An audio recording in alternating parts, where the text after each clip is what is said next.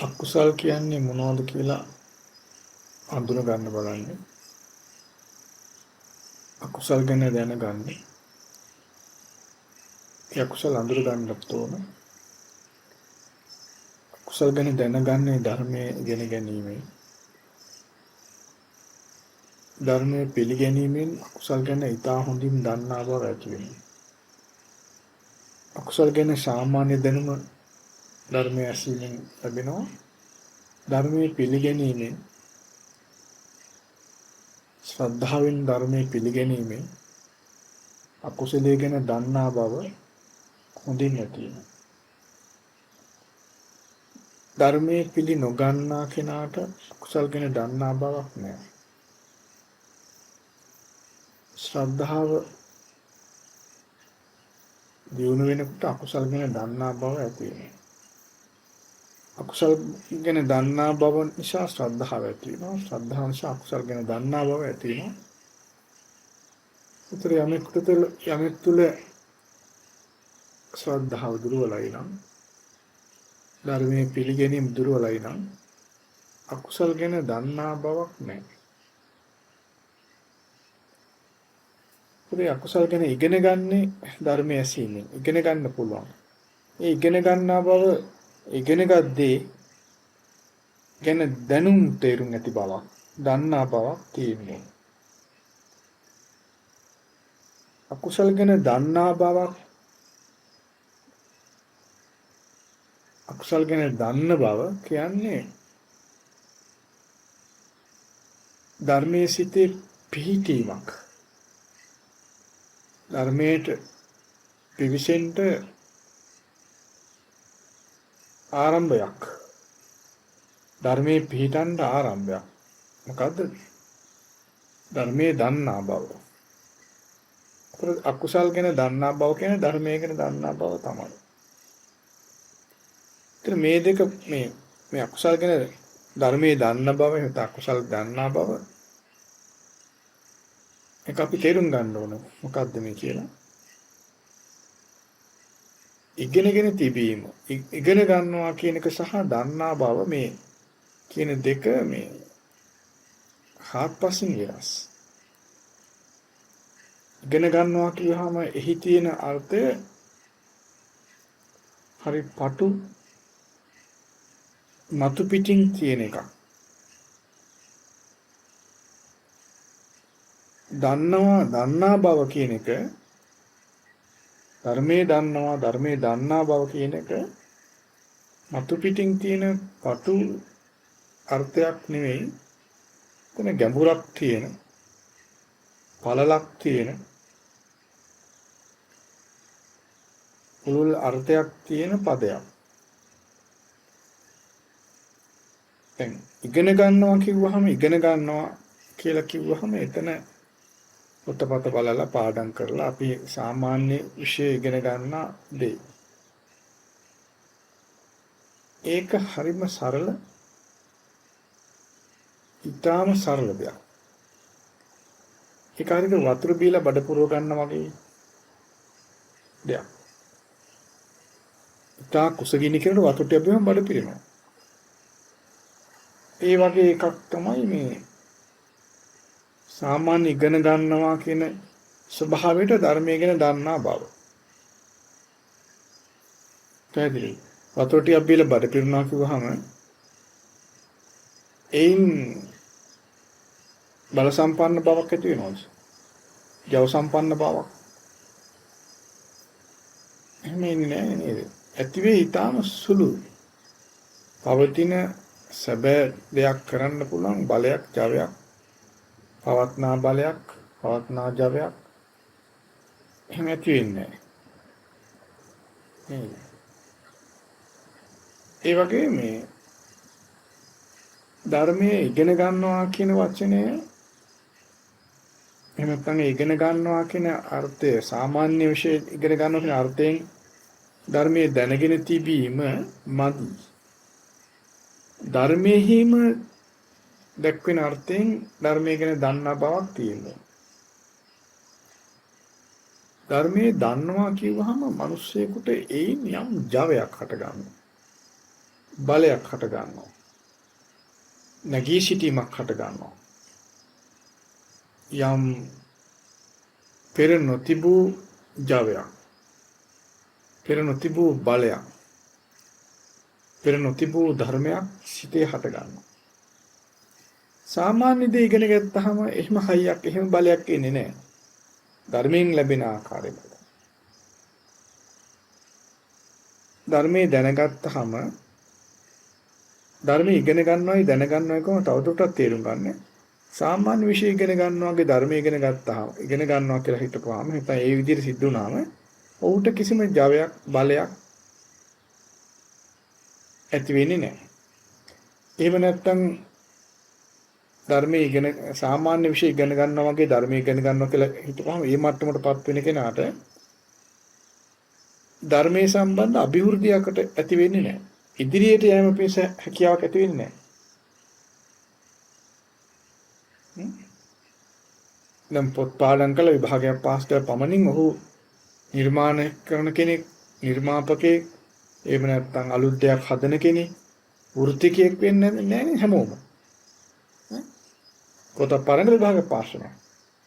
එසේ පාස් වෙන පාඩම් කළ ඉගෙන ගන්නවා කියන මට්ටමට එන සියලු දෙනා නිර්මාණය කරන අය බවට පත් වෙනවා, නිර්මාපකයෝ බවට පත් වෙනවාද, වෘත්තිකයෝ බවට පත් වෙනවාද, අලුත් දෙයක් කරන අය බවට පත් වෙනවාද? නෑ. එන්නේ නැහැ. ඇතැම් අයට ඒ විභාගෙට ලියපු දේ පස්සේ කවදාවත් මතකත් නැහැ. වැඩකුත් නැහැ යාර. සහතිකක් විතරක් කියන මට්ටමට එනවනේ. ඔන්න ඔය මට්ටමේම ධර්මයේ දන් ඉගෙන ගැනීමේදීත් ඒ මට්ටමටම තියෙනවා. පාඩමක් තිබ්බ සමාට කතාත් කළා. පස්සේ එක වැඩකුත් නැහැ. ඒ මුකුත් දැනුන්නේ නැහැ. මුකුත් එයාට ලැබුණු දෙයක් නැති මට්ටමට එනවනේ. අන්න ඒක දැන් ඔයගොල්ලෝ තේරෙනවද? මේ ඉගෙන ගන්නවා කියන මට්ටමින් ධර්මයේ දන්නාකම කියන එක අර වතුර බීලා බඩ පුරව ගත්තා වගේ කියලා මම කියනවා. මුකුත් නැහැ.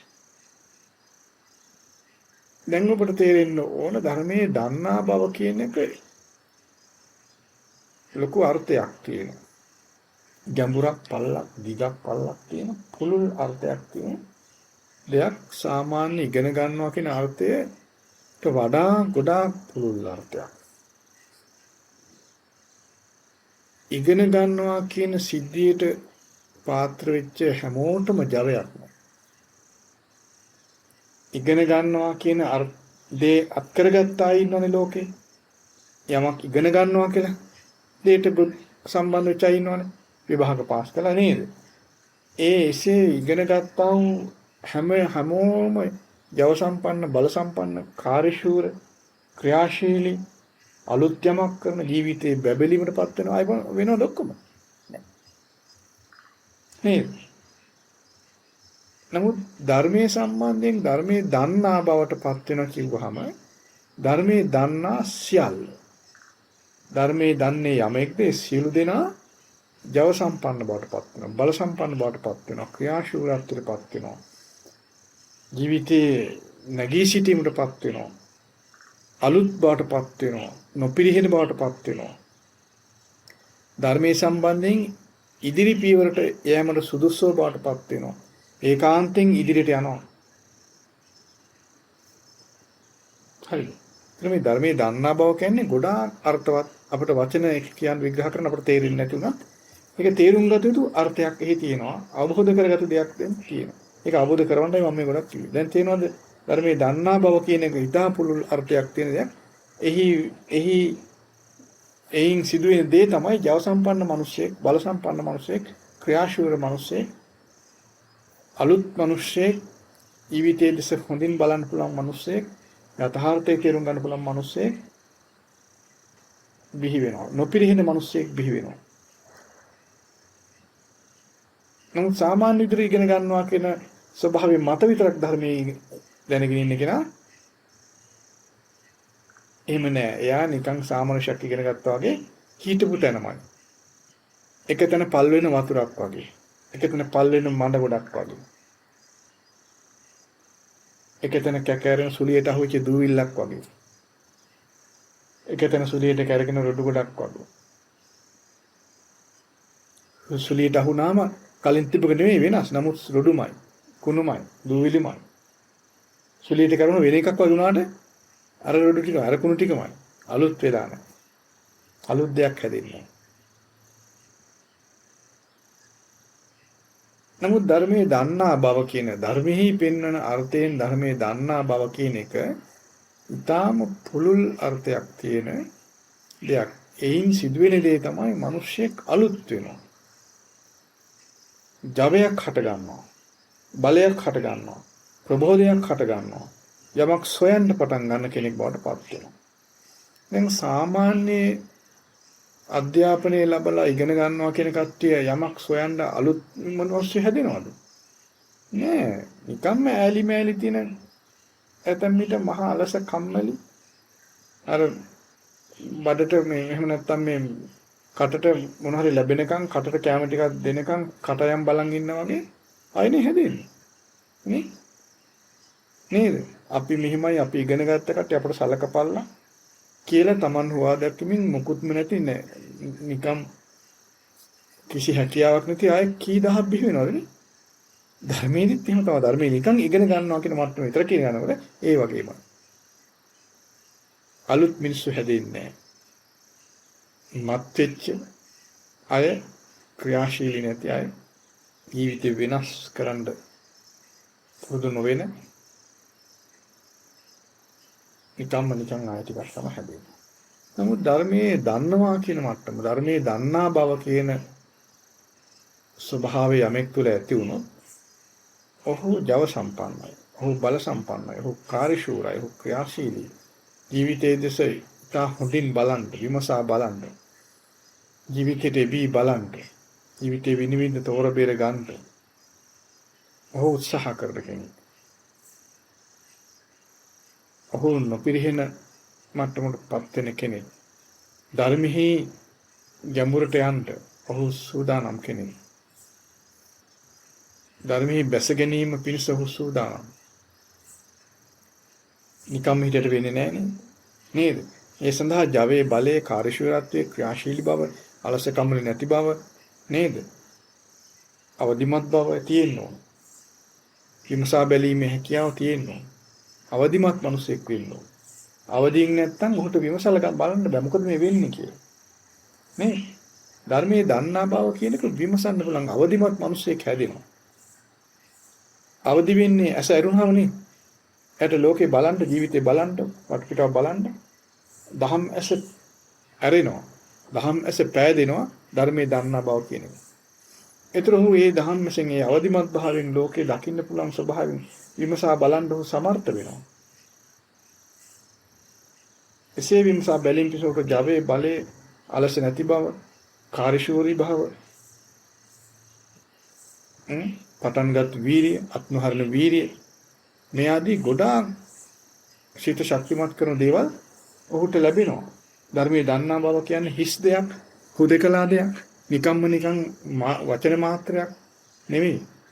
ධර්මයේ දන්නා බවත් එක්ක මිනිස්සෙක් අద్භූත මිනිසෙක් බවට පත් වෙනවා. ජවයේ බලේ වීරිය අලස නැති බව අඛණ්ඩව යමක් කරන අත්නහරණ යමක් කරන දැන් ඇති කියලා නොහිතන අර්ථේ කරාම යන්න හිතෙන මැලි නොවන අසාමාන්‍ය මිනිසෙක් හැදෙන අසාමාන්‍ය මිනිසෙකුගේ ආරම්භයක් ඇති වෙනවා. ඒ විදිහට ඒ මිනිසයා තමයි යම් කලක සීල කෙලෙස් නැසලා අරහත්ත්වයට දක්වාම දියුණු කරන්නේ. එහෙම නැතුව අර ඉගෙන ගන්නවා කියන මට්ටමින් ධර්මය දන්න කෙනා ඈනුම් ඇර කම්මල කෙමින් කැම ලැබෙනකම් බලන් ඉන්න. ඉර පායද්දිත් නිදා ගන්න. ඒ වගේ මට්ටමට වැටෙනවා නිකම්ම දන්නවා කියන හිතන කෙනා. එයාගේ ජීවිතේ කවදාවත් අලුත් වෙන්නේ නැහැ. උට විමසා බැලීම් පිණිස ජීවිතේ විමසා බැලීම් පිණිස උට අවදිමත් බවක් ඇති වෙන්නේ නැහැ. ඇස ඇති වෙන්නේ ඒ නිසා උට ලෝකේ දකින්න බෑ. අලුත් වෙන්නේ නැහැ. ධර්මයේ වැස ගැනීම සිද්ධ වෙන්නේ අර ඇති වෙච්ච පුංචි වෙනසෙන් හුලඟට දූවිල්ල කරකුණා වගේ, හුලඟට රොඩු ටික කරකුණා වගේ යලි ඒ රොඩු ගොඩම යලි ඒ කුණු ගොඩම තමයි ඉතුරු වෙන්නේ. ඒ නිසා ධර්මයේ දන්නා බව කියන ස්වභාවය ඇති කරගන්න. ධර්මයේ දන්නා බව ඇති කරගන්නේ ධර්ම ශ්‍රවණයෙන්මයි. ඊටා හොඳින් ධර්ම ශ්‍රවණය කිරීමෙන්, ඊටා යහපත් ධර්ම ශ්‍රවණය කිරීමෙන්, යලි යලි ධර්ම ශ්‍රවණය කිරීමෙන්, ධර්මයේම ශ්‍රවණය කිරීමෙන් තමයි ධර්මයේ දන්නා බව ඇති වෙන්නේ. වාද වේද අතහැරීමෙන් අපි අනිත් යම් දේවල් ඉගෙනගෙන යම් හැකියාව තියෙන්න පුළුවන්. ඒ කුමන හැකියාවක්වත් ඒවා පස්සක දාලා ධර්මයේ තේරුම් ගැනීම පිණිස නිහතමානීව ධර්මයේ ඇසීමෙන් ධර්මයේ දන්නා බව කියන යමෙක් තුල හට ගන්න කලක් වෙනවා. ධර්මයේ දන්නාකම හට ගැනීම කියන්නේ ඔහුට දහම් ඇස පිහිටනවා. දහම් ඇස ධර්මයේ දැකීම පිණිස වන සුදුසුකම පිහිටනවා. ඒතර ඔහු තුල එයින් ඔහුට වීරිය, බලය, ශක්තිමත් බව, ක්‍රියාශීලී බව, කාර්යශූර බව, මැලි නැතිකම, විමසීමේ හැකියාව, නොපසුබට වීරිය, අත්නුහරින වීරිය, යම් පරමාර්ථයන් කරා ළඟා වෙන තෙක් ඇති කියලා නොසිතෙන ගතිය, ඒවා ජව සම්පන්න වාසිය තුල තියෙන ගති නේද? පොඩ්ඩක් කළා අම්මෝ මට බෑ දැන් බෑ අමාරුයි කියලා එක මොකද්ද? සාමාන්‍ය විභාග ලියන්න තියෙන එකම නේද? ලකුණු 100 මහන්සියන කෙනා මං 60 ගන්නවා කියලා හිතනවානේ. ඊට පස්සේ 55න් පාස් වෙනවා හිතනවානේ. එවිනෝනේ. නමුත් ධර්මයේ දන්නා බව කියන තැනට පැමිණෙන කෙනා එහෙම නෑ. ඔහු පූර්ණ අර්ථය අත්කර ගන්නා තෙක් නොසෙල්වෙන අදිෂ්ඨානයෙන් යුක්ත වෙනවා. අත්නුහරින අදිෂ්ඨානය ඔහු තුළ තියෙනවා. කැපකිරීම ඔහු තුළ තියෙනවා. පරිත්‍යාගශීලී බව ඔහු තුළ තියෙනවා. අසාමාන්‍ය දක්ෂතා, අසාමාන්‍ය හැකියාවන් ගොඩක් ඔහු තුළ හට ගන්නවා. ධර්මයේ දන්නා බව කියලා කියන්නේ නිකන් කුදකලා ස්වභාවයෙන් නෙමෙයි කියලා මම කිව්වේ ඒකයි. එසේ ඒ විදිහේ මේ අත්නුහරණ වීරිය, කැපකිරීම, ත්‍යාගශීලී බව, වීරිය, ඊළඟට අදිෂ්ඨානය, විමසා බැලීම හැකියාව, අලස නැතිකම, කම්මැලි නැතිකම, ලාමකකම නැතිකම, ලපටි බව නැතිකම, මේ ආදී හැකියා ගොඩාක් මුල් කරගෙන තමයි ධර්මයේ දන්න කෙනා වාසය කරන්නේ. ඔහුට ජීවිතයේ තේරුම් ගැනීමේ ජීවිත ආශාව තියෙනවා. ජීවිතයේ දැකීමේ ආශාව තියෙනවා. එයාට අලුත් මිනිස්සෙක් විතර ඒක කටයුතු කරනවා. එතකොට එයාගේ තුළ අවදිමත් බව තියෙනවා. ඒ විදිහට ධර්මයේ දන්න කෙනා ධර්මයේ දකින්න පටන් ගන්නවා. ධර්මයේ දකින්නවා කියන්නේ කලින් දැනගෙන සිටි දේ තමා තුළ මේ තමයි මම අසා තිබුණු දේ කියලා දන්නාකම ඇති වෙනවා. ධර්මයෙන් යමක් අහනවා. අහලා දැනගන්නවා. ඒ අසා දැනගන්න කෙනා තුළ ධර්මයේ දන්නා බව ඇතිවෙන පස්සේ ඒ අසා දැනගත් දේ දැක ගන්න ඔහු ගන්න වෑයමට තමයි වීරිය, කම්මැලි නැතිකම ආදී මම අර කලින් කිව්ව ශක්තිමත් දේවල් ඔනෙන්නේ. ඒ ශක්තිය යුක්ත කෙනා යම් කලක ධර්මයේ දන්න කෙනා බවටපත් වෙනවා. දකින්න කෙනා බවටපත් වෙනවා. උතර කලින් අපි ධර්මය ඉගෙන ගන්නදී අකුසල් ගැන ඉගෙන ගන්නවා. නේද? රාගය, ද්වේෂය, මෝහය, ඊර්ෂ්‍යාව, කුහකකම, කම්මැලිකම්, අලසකම් නේද? ඊළඟට මේ වගේ දේවල් තමන් හොවා දක්වන, අනුන් හෙලා දකින, අනුන් ගැදකුද හොයන මේ වගේ ස්වභාවන අකුසල් කියලා අපි ඉගෙන ගන්නවා. ඒතර ඒ අකුසල් කියන්නේ දුක් උපදවන, තමාටත් අනුන්ටත් අහිත පිස පවතින, හිත කෙලසෙන, ඒකාන්තයෙන් නිරේ උපතක් ඇති කරන, දුක්ම ඇති කරන, සැප කෙසේ ඇති නොකරන අයහපත් දේවල් කියලා අපි දැනගන්නවා. ධර්මයේ ඉගෙන ගැනීමෙන්, ධර්මයේ ඇසීමෙන්. එසේ දැනගත්ත කෙනා තමයි මේ ධර්මයේ දන්නම කෙනා කියලා කියන්නේ. එහෙම දැනගන්න කෙනා තමයි එසේ දැනගන්න කෙනා තුළ තමයි අර ජව සම්පන්න බව, බල සම්පන්න බව, ශක්ති සම්පන්න බව, විමසා බැලීමේ හැකියාව, ඒ සඳහා උවමනා, උනන්දුව, අවදිමත් භාවය, අලස නැති කම්මැලි නැති බව ආදී ස්වභාවයෙන් හටගන්න.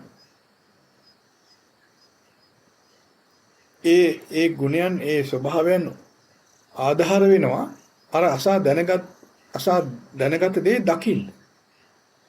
ඒකට ඔහු අවදිමත් වෙනවා. අවදිමත් ඉන්නකොට ඔහුට දකින්න ලැබෙන යම් කලක මේ තමා රාගය කියලා එදා අසපු දේ දකින්න පුළුවන් කලක් එනවා. මේ තමා ද්වේෂය කියලා අහලා දැනගත දේ දකින්න පුළුවන් කලක් එනවා. මේ තමා මෝහය කියලා අසා දැනගත දේ දකින්න පුළුවන් කලක් එනවා. අහලා දැනගත දේ දකින්නකොට ඔහු තේරුම් ගන්නවා එදා මම යමක්ද ඇසුවේ රාගය කියලා.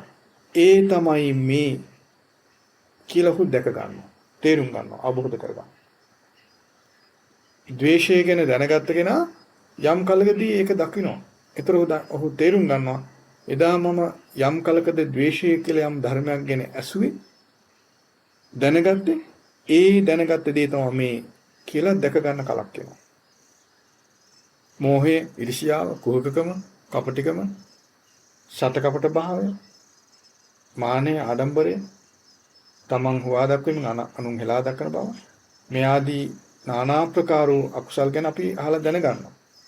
ඒ අහලා දැනගත්ත කෙනා ධර්මයේ අර්ථයෙන් දන්නා කෙනෙක් බවට පත් වුණොත් නොබෝ කලකින් වැඩි කල නොගොස් ඔහුට ඒ අකුසල් දකින්න හම්බ වෙනවා. ඔහු තේරුම් ගන්නවා මම යම් කලකද මේ අකුසලයේ ගැන අසා දැනගත්තේ ඒ අකුසලයයි මේ කියලා ඔහු දකිනවා.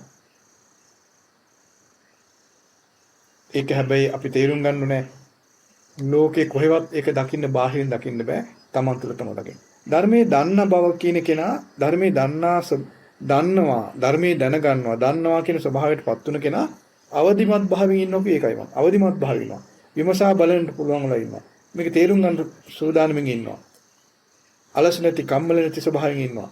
ඒතර ඒක තමා තුළ විමසා බැලීමේ ස්වභාවයෙන් ඔහු ඉන්නේ. ඒතර රාගය ගැන දන්න කෙනා අවදිමත් ඉන්නකොට සිහිනුවණින් වාසය කරනකොට තමා තුළ රාගය හටගනදී මේ තමයි රාගය. මෙයයි මම එදා අසුවේ. මෙයයි මම ධර්මයේ තුල අසා දැනගත්තේ කියලා දැනගන්නවා. ඒතොර රාගය ගැන කොහොමද දැනගන්නේ? රාගය අකුසලයක් කිය. තමාටත් අනුන්ටත් හොඳ නැති දෙයක් කිය. දුක් පීඩා ඇති කරන දෙයක් කිය. සිත විනාශ කරන දෙයක් කිය. පාපයට බර දෙයක් කිය. නිරේගාමී දෙයක් කිය. මෙහෙට අපි ඉගෙන ගන්න. මෙහෙ තමයි දැනගන්නේ. ඒ සියල්ල උඩ දකින්න පුළුවන් තමා තුළ. ද්වේෂයත් එහෙමයි, මෝහයත් එහෙමයි. උඩඟුකම වේවා, සතකපට මායා ගති වේවා. යම්තාක් අකුසල ඇද්ද ලෝකේ ඒ සියලු අකුසල් ධර්මයේ ඉගෙන ගැනීමෙන් ධර්ම ශ්‍රවණය තුළ දැනගන්න අපිට පුළුවන්. එසේ දැනගත්තොත් ඒකාන්තයෙන් ඔහු දකින්න කෙනා බවට පත් වෙන මක් නිසාද? ධර්මයේ දන්නා බව කියන්නේ ඒයින් කෙනෙක් ඒ ධර්මයේ දන්නාකම ඇතුව කෙනා ධර්මයේ දැකීමට සුදුසෙක් වෙනවමයි. නොවි තියෙන්නේ. නමුත් අපි සාමාන්‍ය ලෝකයේ ව්‍යවහාර ලෝකයේ ඉගෙන ගන්නවා කියන අර්ථයට සමගාමීව ධර්මයේ දැනගත්තාම වෙන්නේ ධර්මයේ දැකීමට සුදුසෙක් වෙන්නේ නැහැ යා. මක් නිසාද ඉගෙන ගැනීම කියන එක සාමාන්‍යයෙන් අර වතුර උඩින් බෝට්ටුවෙන් යනවා වගේ කරන එකක්. ගැඹුරකට යන්න කවදාවත් උට බෑ බෝට්ටුවේ ගිහිල්ලා. ඕන තරම් දියමත පිට යන්න පුළුවන්. කවදාවත් උට වතුර ඇතුළට යන්න බෑ. සාමාන්‍ය විෂය ඕන තරම් ඉගෙන. තරු ගැන මෙහෙම ඉගෙන ගන්න පුළුවන්. තරුවට යන්න බෑනේ. හඳ ගැන මෙහෙම ඕන තරම් පම්පෝරි ගන්න පුළුවන්. හඳට යන්න බෑ යාට. ඒකට වෑයම් කරන්න ඕන. වෙනම කෙනෙක් කරන්න. හඳ ගැන කතා කරන කෝටි ප්‍රකෝටි කෙනා හඳට යනවද? නෑ. කෙනයි දෙන්න යන්නේ. ඇයි ඒගොල්ලෝ තමයි වෑයම් කරන්නේ? නේද? ඒ වගේ දැන් මේ ලෝකයේ ගැන ඉගෙන ගත්ත ගොඩක් දෙනා ඒක දැනගෙන කතා කරනවා. නෑ මේ කොහෙන් හරි වචනයක් පාඩම් කරගෙන. නේද? ඒක දන්නවනම් මේ ආඩම්බර කරන් කාගෙත් නැති වෙලා යනවා. ධර්මයක් දැන් සාමාන්‍ය විෂය ඉගෙන ගත්ත මට්ටමෙන්ම ධර්මයේ ඉගෙන ගන්නකොට එහි දන්නා බව කියලා හිතපුවාම නිකන් ආඩම්බරයක් කතා කරගෙන සිටීමක් තමන් හොවා දක්වමින් අනුන් හෙලා දක්වන ස්වභාවයක් අනුන් පාලනය කරන උත්සාහ කරන ස්වභාවයක් අනුන් යටත් කරන උත්සාහ කරන ස්වභාවයක් ලාභ සත්කාර ගන්න උත්සාහ කරන ස්වභාවයක් ආදී හීන දෙයක් ගොඩනගෙනවා මිසක ධර්මය අවබෝධ කර ගැනීම පිණිස ධර්මයේ දැකීම පිණිස අවශ්‍ය වන වීරිය කැපකිරීම, ත්‍යාගශීලී බව, සිහිනුවන, අත්නුහරණ වීරිය, අදිෂ්ඨානය, පරාර්ථකාමී බව මේ ආදී ගුණයන් කිසිවක් ඇති වෙන්නේ ධර්මයේ නිකං පාඩම් කර නිකං ඉගෙන ගන්න ඒ මට්ටමට පමණක්පත් වෙන කෙනා තුල. එයාට කවදාවත් ධර්මයේ දකින්න බෑ. කුණු ගොඩේ ඉඳි කුණු පේන්නේ. රාගයෙන් මත් වෙලා පීඩා වුණත් මේ රාගය මේක කියලා අවබෝධ කරන්න බෑ. ඇයි? ඒක දන්නා බව කියන එක නෑ. ද්වේෂයෙන් මත් වෙලා පීඩා වෙන්න ඒකට දකින්න බෑ මෙයයි ද්වේෂය කියලා. මම ඇයි ධර්මය අර දන්නා බව කියන එක ඉපදිලා නැහැ. මෝහයෙන් මත් වෙලා පීඩාවෙන් ඉඳන් ඔහුට තේරුම් ගන්න බෑ මෙයයි මෝහය කියලා. දකින්න බෑ. ඇයි දකින්න බෑ? දන්නා බව නැහැ. ඊර්ෂ්‍යාව වේවා, කෝකකම වේවා, අනුන් හෙලා දකිමින් තමන් හොවා දක්වන ඒ ස්වභාවයන් වේවා, ආඩම්බරේ මාන්නය ආදී මේවා කුමන අකුසලක් වුණත් ඒවා ඉපදිලා තමන් තුළේ ඒවා බලවත් වෙවි තිබුණත් මෙයයි අකුසලය කියලා ඒ දකින්න බෑ ධර්මයේ දන්නේ නැත්නම්. හැබැයි ධර්මයේ ඉගෙනගෙන සාමාන්‍ය ස්වභාවය තියෙන්න පුළුවන්. එයා ධර්මයේ කොච්චර දැනගෙන හිටියත් ඒ අකුසල දුරු කරගෙන එහි පීඩාවෙන් නිදහස් වෙන්න බෑ. ඇයි ධර්මයේ දන්නා බව කියන ස්වභාවය ඇති කරගෙන නැති නිසා. ධර්මයේ දන්නා බව කියන දේ යමෙක් තුළ ඉපදුනා නම් රැඩිකල් නොබෝ කලකින් දක්නා බව ඇති වෙනවා. මක් නිසාද ධර්මයේ කියන්නේ රාගය, ද්වේෂය, මෝහය, ඊර්ෂ්‍යාව, කුහකම, සටකපට මායා මේ ආදී අකුසල් ගැන දැන ගැනීමක්. නේ? ඒක මට්ටමක් ඒක. තව දේවල් ගන්න ඉගෙන ගන්න තව නමුත් අකුසල් ගැන දැනගන්නේ. ඊට පස්සේ අකුසලයේ දුක් සහිතයි. හිත කෙලෙසෙන දෙයක්. තමාට හොඳ නැහැ, අනුන්ටත් හොඳ නැහැ. මේ පාපී බවටපත් කරනවා, දුස්සීල බවටපත් කරනවා, හිංසාවපත් උඩ ඇති වෙන දෙයක්. මේ ආදී එහි ආදීනව ගොඩක් අපි දැනගන්නවා. දැනගත්තොත් ඒක දකින්න අමාරු වෙන්නේ නැහැ. මක් නිසාද මේක නිතර විтин විට රැඩිකල් නොගොස්ම හට ගන්න එකක් හිතේනේ. නේද? ආසන්නේ තියෙනවා. ආසන්නේ තියෙන එක දකින්න බැරි ඇයි? දන්නේ නැති නිසා. නේ? දැනගත්තොත් මෙයයි ධර්මයේ කියලා යමෙක් දැනගන්නවා නම් ඔහුට ධර්මයේ දකින්න වැඩි කල් යනවද? වැඩි කල් යන්නේ නැහැ. නේ? මෙයයි රාගය, මෙයයි රාගයේ විපාක, මෙයයි ද්වේෂය, මෙයයි ද්වේෂයේ විපාක, මෙයයි මෝහය, මෙයයි ඊර්ෂ්‍යාව කියලා මේ විතර රාග, ද්වේෂ, මෝහ, ඊර්ෂ්‍යා ආදී අකුසල ස්වභාවයන් සහ පීඩා ස්වභාවයන් දකින්න වැඩි කල් යයිද දන්නවනම් යන්නේ මොකෝ මේවා මේ කලාතුරකින් වල්ගතරු වගේ දේවල්ද ඈ වල්ගතරු වගේ කලාතුරකින් එන දේවල්ද මේ ඉරහඳ වගේ අනිකුත් තාරකා වගේ උදේහව ඉස්මතු වෙවි පේන දේවල් ඈ නිතර හිතවල හට ගන්නවානේ වල්ගතරු වගේ කලාතුරකින් අවුරුදු 100කට වතාවක් 60කට වතාවක් එනේවන් නෙමෙයි අකුසල් කියන්නේ. නිතර මේ ආකාශයේ තරු වගේ තියෙනවා. එහෙම තියෙන එක දකින්න බැරි නම් දන්නා බව නැතිකම නේද? දන්නා බව නැතිකම. එහෙනම් මේ දන්නවා කියලා මත් වෙලා ඉන්න එක මොකද්ද? අන්න ඒක තමයි ඉගෙන ගන්නවා කියලා සාමාන්‍ය අර්ථයෙන් අපි කරගලා තියෙන එක. පැහැදිලිද? දැන් ඔබට තේරෙනවද මේ ධර්මයේ දන්නා බව කියන්නේ දහම් ඇස ඉපදීමක්. දහම් ඇස ඉපදුනනම් උට විමසා බැලීමේ හැකියාව අවදිමත් භාවය තියෙනවා. ඔහු වැඩි කල නොගොස් දකිනවා. පැහැදිලිද? එසේ ධර්මයේ දැකීම පිණිස ඒ අවදිමත් භාවයේ සිහිනුවන වීරිය, කල්පනා, ශක්ති සම්පන්න භාවය, දැඩි පරාක්‍රමය, දහල පරාක්‍රම කියලා තියෙන්නේ නේ ධර්මයේ. ඒ දැඩි පරාක්‍රමය ආදී බල සම්පන්න සිත බලවත් කරන ධර්මයන් ඉපදෙන්නේ කුමකින්ද? ධර්මයේ දන්නා බව කියන අසාමාන්‍ය ස්වභාවය. ධර්මයේ දන්නා බව කියන්නේ මිනිස්සෙක් අසාමාන්‍ය මිනිස්සෙක් බවට පත් කරන එක. ඒ ධර්මයේ දන්නා බව කියන දහම් පදය ගැඹුරු පුළුල් අතිශයින් පුළුල් අර්ථ ගොඩාක් තියෙන එකක්. එයින් මිනිසෙක් තුළ උපදවන ධර්මයන් ගොඩක්.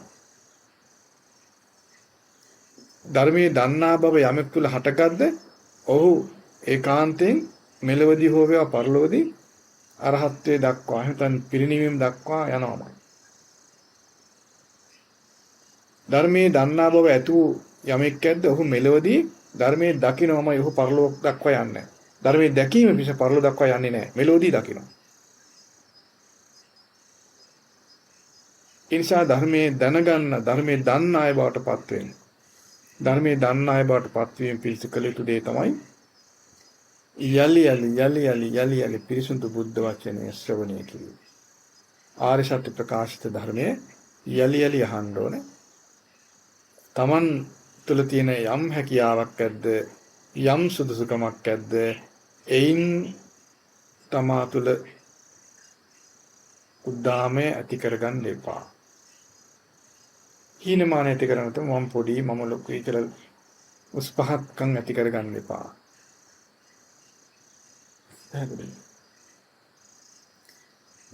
දැන් ඔයගොල්ලන් තේරෙනවද ධර්මයේ දන්නා බව කියන එක මේ නිකන් වචන මාත්‍රයක් නෙමෙයි. පම්පූරි ගහන මේ කයිවාරු ගහන ඒ කයිවාරු ගැසීම පිණිස පම්පූරි ගැසීම පිණිස උමනා දෙයක් නෙමෙයි කියලා. ඒ සඳහාම නෙමෙයි. ධර්මයේ දන්න කෙනා ධර්මයේ දන්නා බවට පත් වුණොත් කයිවාරු ඔක්කොම නතර වෙනවා. පම්පූරි ඔක්කොම නතර වෙනවා. ඇයි ඒ?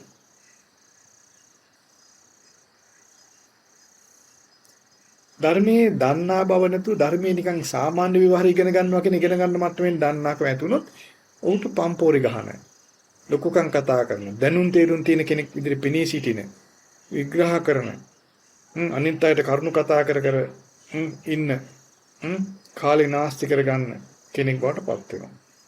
ධර්මයේ දන්නා බවට පත් වුණොත් ඒ කියන්නේ නැති වැඩ ධර්මයේ අර ඉගෙන ගන්න ස්වභාවයෙන් දන්නවා කියලා දැනගත්ත කෙනා කටයුතු බහුල කරගනිමින් සේවය කරන්න ඕන කියලා හිතමින් අමුතු අදහස් ඇති කරගෙන කාලය නැති කරගෙන කාලය නාස්ති කරන් දිවාරය නැතු මහන්සි වෙමින් වෙහෙස මහන්සි වෙමින් විඩාවටපත් වෙලා මං හරියට වැඩ වෙලාවක් නෑ සේවය කරන සමාජ සේවක අන්න අයට මේක දෙන්න මහන්සි වෙනවා කියා මහන්සි වෙලා පීඩාවටපත් වෙලා නිකමෙක් කරනවා. හරි ධර්මයේ දන්නවා කියන සැබෑ අර්ථයෙන් ධර්මයේ දන්නා බවට පත් වුණොත් යම් කෙනෙක් ඔහු කටයුතු අඩු වෙනවා. අනවශ්‍ය කටයුතු සියල්ල ඔහු අඩු කර ගන්නවා.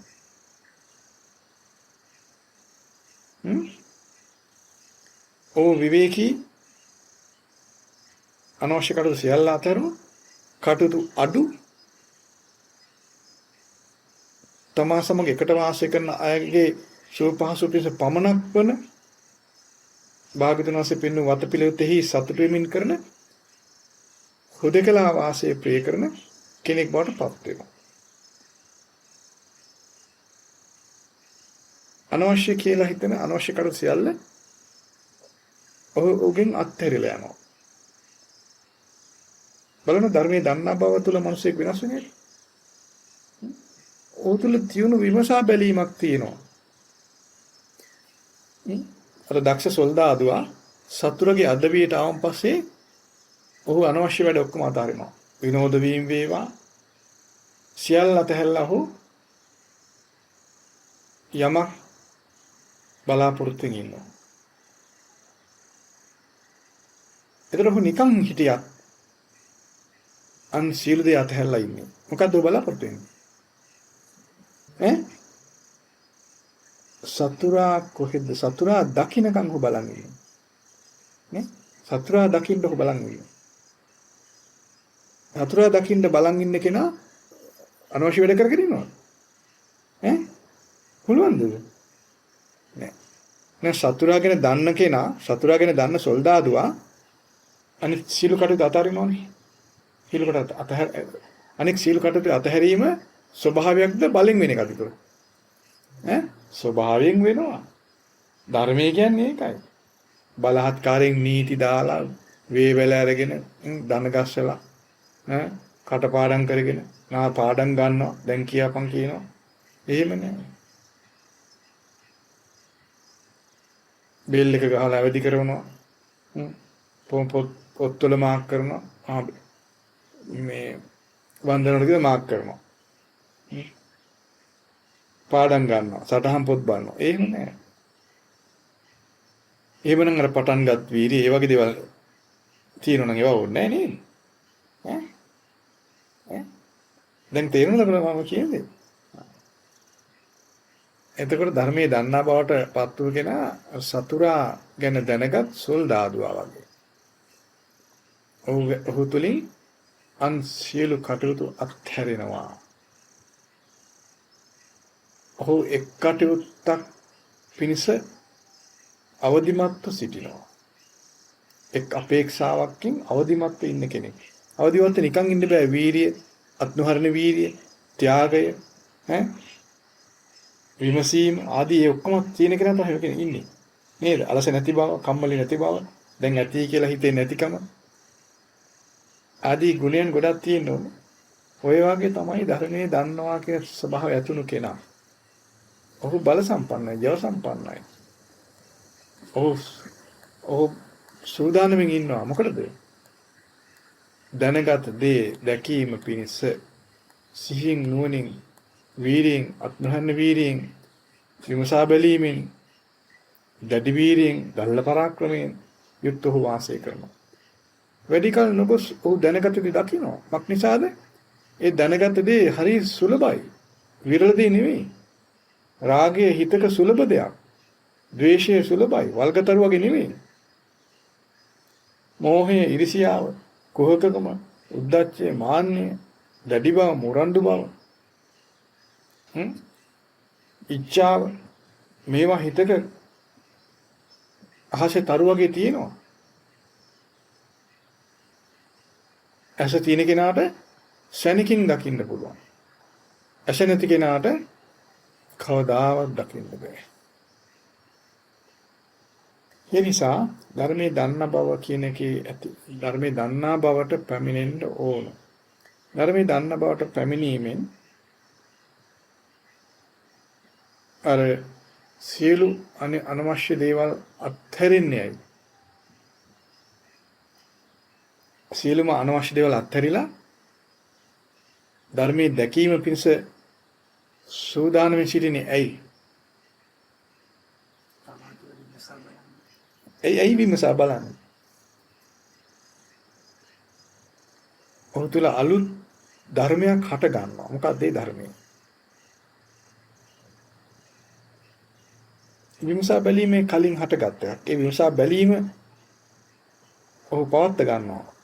ඇයි විමසා බලන්නේ? දැන් සතුරා ඉන්නවා කියලා දැනගත්තන් පස්සේ සොල්දාදුවා විමසලා බලනවා. ඉන්නවද? අනිත් ඔක්කොම අතහරිනවා. ඇයි? බයයි. සතුරට බයයි. නේ? ඇයි සතුරට බයයි? සතුරා නිසා Taman විනාශ වෙනවා. Tamanට පීඩා ඇති වෙනවා. නැතර නැති වෙලා යනවා. බලවත්සේ විනාශ වෙනවා. ආයෙ බේරෙන්න බැරි වෙනවා. අන්නේ නිසා සතුරට බයයි. ඒ සතුරට බය නිසා සූදානමින් ඉන්නවා. අනික ඔක්කොම අතහැරිනවා. සතුරා දකින්න බලන් ඉන්නේ. ඔහුට සතුරා විනාශ කරන්න පුළුවන් බැරිද? පුළුවන්. සතුරට බය තියෙන කෙනා, සතුරගේ ස්වභාවය දන්න කෙනා, සතුරාව සමග මිතුරුකම් ඇති කරන්න කැමතිද? නෑ. ඇයි? ඔහු දන්නවා සතුරා කියන්නේ සතුරෙක්මයි. ඒ නිසා මොකද්ද උහුට ඇති වෙන්නේ? ලැජ්ජාව හට ගන්නවා සතුරා ඇසුරු කරන්න. සතුරා ඇසුරු කරොත් ඒක මට හොඳ නෑ. කොච්චර මිතුරුකම් පෑවත් සතුරා යම් වෙලාවක මා විනාශ කරනවා කියලා දන්නවා. ඒක තමයි ධර්මයේ දන්නකම කියන්නේ. එයා සතුරට බයයි. ඒ බඳු සතුරා සමීප කරන මිතුරුකම් ඇති කරන්න, හිත මිතුරුකම් ඇති කරගන්න ලැජ්ජයි. ඒ නිසා ඔහු සතුරා දැකීමට කැමති දැකපු සැනින් ඔහු සතුරා විනාශ කරන්න ප්‍රහාණය කරන්න සූදානම් වෙන්නේ. අන්න එකට ඡන්දය කියන්නේ. ඒක තමයි ඡන්දය කියන්නේ. ඡන්දය කියන්නේ එතන.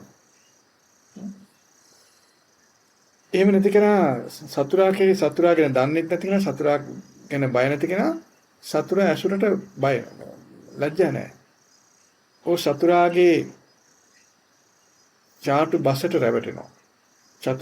සතුරාගේ මායාකාරී බසට රැවටිලා සතුරා සමග හිතවත් වෙනවා. ඇසුරු කරනවා. නබෝ කලකින් සතුරා විසින් ඔහු විනාශ කරනවා. ඒ නිසා තමයි මේ ධර්මයේ දන්නා බව කියන්නේ මිනිසෙක් තුළ අසාමාන්‍ය දැනුමක්, අසාමාන්‍ය විමසා බැලීමක්, අසාමාන්‍ය ප්‍රඥාවක්, අත් නොහරින වෑයමක්, අදිෂ්ඨානයක්, ඉලක්කයක්. සතුරා මොන සුවේ දුන්නත් ඔහුගේ අදිෂ්ඨාන වෙනස් කරන්නේ නැහැ. මොහු සතුරමයි. කියලා දන්නවා. ඔහුගේ අදිෂ්ඨානය, ඔහුගේ අත් නොහරින අදහස් ඔහු තුළ තියෙනවා. සතුරට හොර රවටන්න බෑ. සතුරා ඇතැම් විට අපව ඝාතනය කරන්න එන්නේ නැති වෙන්න පුළුවන්. අපට තෑගි භෝග අරන් එන්නේ මුලින් සමහරවිට. නමුත් සතුරාසේ දන්නා කෙනා ඒ සතුරාගේ සුළු ආස්වාදයට රැවටිලා ඔහු සමග මිත්‍ර වෙන්නේ නැහැ. ඒ නිසා ඔහු සතුරා සමග මිත්‍ර වීම පිණිස මිත්‍ර වීම ගැන ලැජ්ජාවක් ඔහු තුළ තියෙනවා. අකමැත්තක් තියෙනවා. ඒතර මේ සියල්ල තියෙන ධර්මයේ දන්නා බව නිසා නේද? අන්නේ ධර්මයේ දන්නා බවට කියනවා ශ්‍රද්ධාව කියලා. ඒක ශ්‍රද්ධාව තියෙන කෙනාට බය ඇති වෙනවා. මොකක් නිසාද? සතුරා ගැන, කෙලස් ගැන, දුක ගැන බය ඇති වෙනවා. ඒ කෙලස් අසුරු කිරීම ගැන ලැජ්ජාව ඇති වෙනවා. ඔහු තුල සීනුවන තියෙනවා. දැඩි වීරිය, දැඩි පරාක්‍රමය, අත්මහන්න වීරිය, අදිෂ්ඨානය, අවදිමත් භාවය, ජව සම්පන්න බව, මිනිසෙක් ශක්තිමත් කරන, මනසෙන් ශක්තිමත් කරන යම්තාක් සුදු ධර්මතා තිබේද, යම්තාක් බුදුරු වර්ණනා කර ධර්මතා සියල්ල තුළ හට ගන්නවා. සන්නද්ධ සොල්දාදුවා තමයි බිය නැතුව කිසිසේත් සතුරා සමග මිතුරුකම් ඇති කරගන්නේ නැහැ කියන දැඩි අදිෂ්ඨානෙන් සතුරා කොහෙන්ද හිස ඔසවන්නේ කියලා බලන්න. ඒ විදිහ තමයි ධර්මයේ දන්නා භික්ෂුව. ශ්‍රද්ධාවෙන්, අකුසල් කෙරෙහි බයෙන්, අකුසලයේ කෙරෙහි ලැජ්ජාවෙන්, අකුසලයේ ගැන දන්නා බවෙන්, අකුසල් ප්‍රහාණය කිරීම ගැන දැඩි අදිෂ්ඨානය, අත් නොහරින වෑයමෙන්, අවදිමත්ව සිහිනුවණින් අන් සීල කර අතහැරලා ඊතා විවේකී භික්ෂුව වාසය කරනවා. නොබෝ කලකින් උහුට පේනවා තමන් තුළ රාගය හටගත් මෙයයි රාගය. මේක තමයි මම කලින් ඇහුවේ. මම කලින් අහලා තියෙන රාගය කියන දේ තමයි මේ. සැබවින්ම මේක දුක් සහිතයි. සැබවින්ම මේක කිලිටි සහිතයි. සැබවින්ම මේක ක්ලේශය සිත කිලිටි කරන දෙයක් කියලා උ දැන තේරුම් ගන්නවා. මේක කිසිසේත් තබාගත යුතු නැහැ. ඉක්මනින් ප්‍රහාණය කළ යුතුයි කියලා ප්‍රහාණය කරනවා. ඉතින් ඒ විදිහේ ඒ වගේම මේ දන්න කෙනාගේ ස්වභාවය. ද්වේෂය වේවා, මෝහය වේවා, උඩඟුකම වේවා, ඊර්ෂ්‍යාව වේවා, කුහකකම වේවා, මායාකාරීකම, එකට කරන ගතිය, තමන් හොවා දක්වන අනුන් හෙලා දක්වන ගතිය, අර අනිත් අය පාලනය කරන්න ඕන කියලා එන ආඩම්බර කරගතිය. ඒ සියල්ල එහෙම තමයි ප්‍රහාණය කරගන්නේ ධර්මය දන්නා ශ්‍රාවකයා. එතකොට ධර්මය නොදන්න කෙනාට ඒක බෑ. ධර්මේ පාඩම් තියනවා කියන එක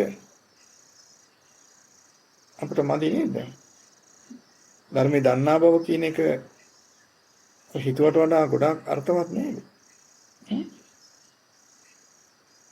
එතකොට ඒ විදිහට ධර්මයේ දන්නා බව තුළ ශ්‍රාවකයාගේ ශ්‍රද්ධාව තියෙනවා. ධර්මයේ දන්නා බව නම් ශ්‍රද්ධාව තියෙනවා. මක් නිසාද ඒක බුදුරජාණන් වහන්සේ පෙන්වූ දෙයක්. ඒක පිළිගත්ත ගමන් ධර්මයේ දන්නවා ඒක තමයි ශ්‍රද්ධාව. ඒ ශ්‍රද්ධාවෙන් යුක්ත කෙනා තුළ අකුසල් ගැන බය ඇති වෙනවා. අකුසල විපාක ගැන බයයි. ඒ දුක් සහිත විපාක ඇති කරන අකුසල් අසුරු කිරීම ලැජ්ජයි. ඔහු තුළ තියෙන අකුසල් දුරු කිරීමේ කැමැත්ත, ඡන්දය. ඔහු අකුසල් දුරු කිරීමේ අඛණ්ඩ වෑයමෙන්, අත්මහරණ වෑයමෙන්, අධික වෑයමෙන්, පටන්ගත් වීර්යයෙන් ඉන්නවා. මක්නිසාද ඡන්දේ තියෙනවා. ඔහු සිහිනුවණින් වාසය කරනවා. අනවශ්‍ය කටයුතු ඔක්කොම උට අතහැරලා නිසා සිහිනුවණ පාතන ලේසි. අමාරු නෑ. එතකොට යම් මට්ටමකින් ධර්මයේ දන්න කෙනාට අකුසලේ හටගත්තන් පස්සේ අපේනවා දැන් අකුසලේ හටගත්තා. උඩ දුක් විපාක දැනගන්න පුළුවන්. ඔහු ඒක ප්‍රහාණය කරගන්නවා. දැන් ඔහු දන්නා බව දකින බවට පත් වෙනන් පස්සේ දැන් ඔහු තුළ අකුසල් ගැන බය වැඩි. අකුසල විපාකට බය වැඩි. ඈතින් සොල්දාදුවා ඊතලෙන් විද්දම් පස්සේ ඊතල පහර කැම සොල්දාදුවා යලි ඊතල පහරට කැමති වෙනවද? යලි ඊතල පහරට කැමති නෑ. දැන් මොකද කරන්නේ?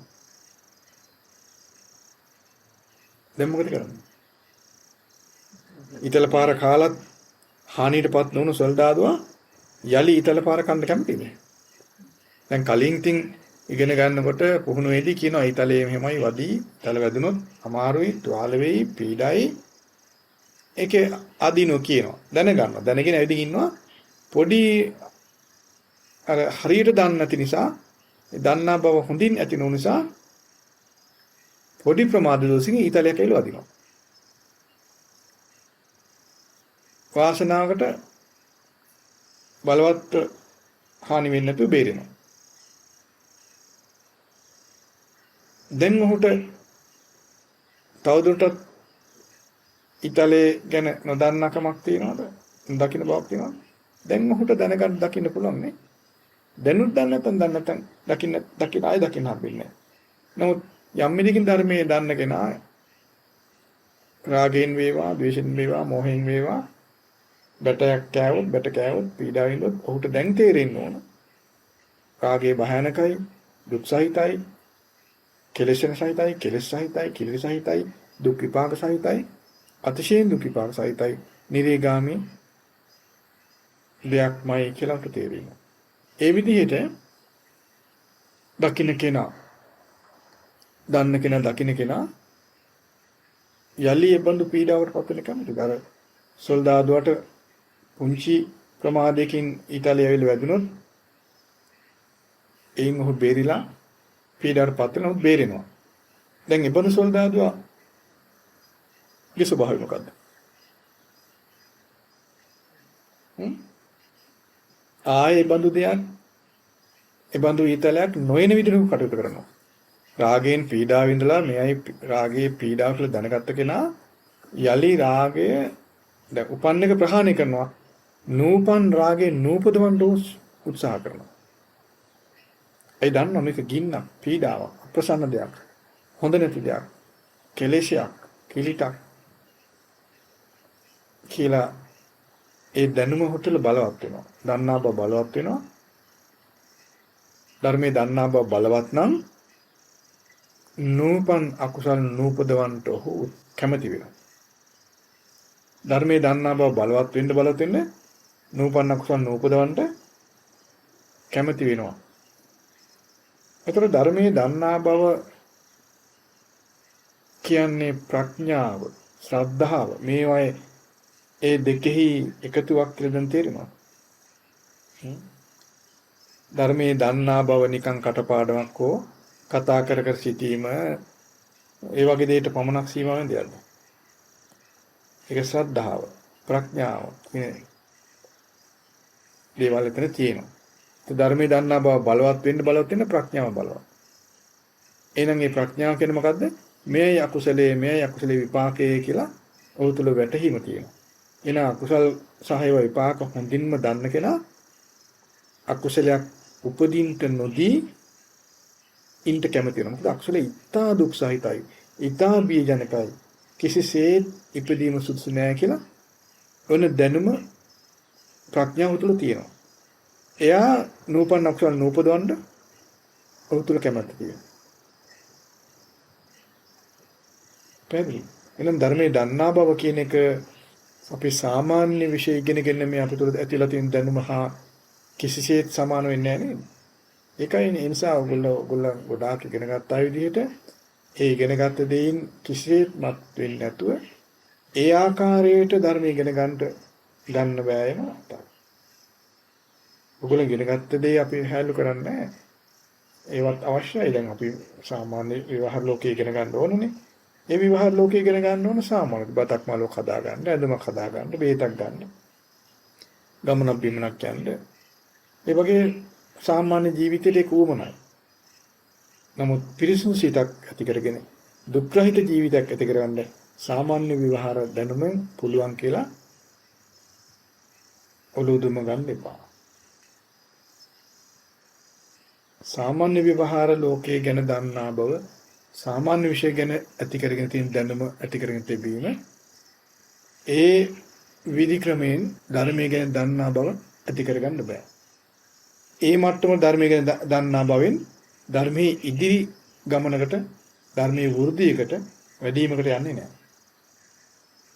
කියන ධර්මයේ දකිනා බව කියන එක ඇති වෙන්නේ නැහැ.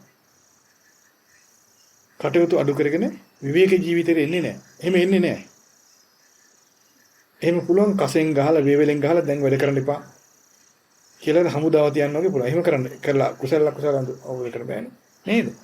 ස්වයංම තමා තුළ කැමැත්ත ඇති වෙලා මම විවේකයෙන් ඉන්න ඕන අනවශ්‍ය කටයුතු අතහැරෙන්න ඕන තමන් තුළ ස්වයං හට ගන්න ඕන. නේද? ඒ හටගන්නේ ධර්මයේ දන්නා බවෙන්. ධර්මයේ දන්න කෙනා අනවශ්‍ය වැඩ ඔක්කොම එයා තුලින් අතහැරලා යනවා. වක්නිසාද ඔහු ධර්මයේ දැකීම වෑයම් කරන කෙනා බවට පත් වෙනවා. පැහැදිලි. ඒ නිසා ධර්මයේ දැකීම දැන ගැනීම පිණිස උත්සාහ කරන්න. ඒ සඳහා කළ යුතු එකම උත්සාහය ඉතා හොඳින් බණ ඇසීම. යලි යලි බණ ඇසීම. යලි යලිත් බණ ඇසීම. පිරිසුදු බුද්ධ වචනය ඇසීම. ඒ අසන දේ දරාගත්තු. පිළිගත්තු. ඒ අසන දේ තුල පෙන්වා දෙන විදිහට ධර්මයේ ජීවිතේ ගලපා බලන්න ඕන. ඒතර ධර්මයේ දන්නා බව බලවත් වෙනවා. ධර්මයේ දැකීම පිණිස සුදුසු කෙනා බවට පත් වෙනවා.